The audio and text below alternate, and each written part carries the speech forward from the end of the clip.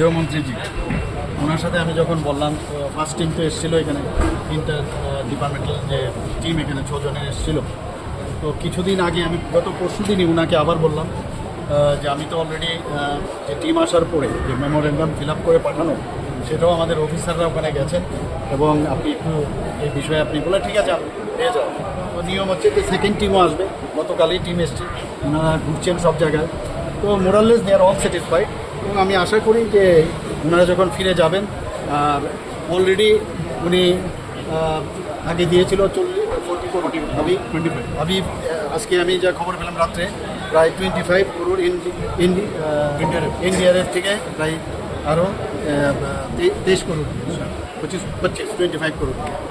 তো আমি মাননীয় যশস্বী গৃহমন্ত্রীজিকে আমি ধন্যবাদ দেবো এবং মাননীয় প্রধানমন্ত্রীজিকে ধন্যবাদ দেবো যে যেভাবে উনি সাহায্য করছেন এবং আমাদের যে ক্ষতি হয়েছে সেটা মারাত্মক, আপনারা সবাই জানেন।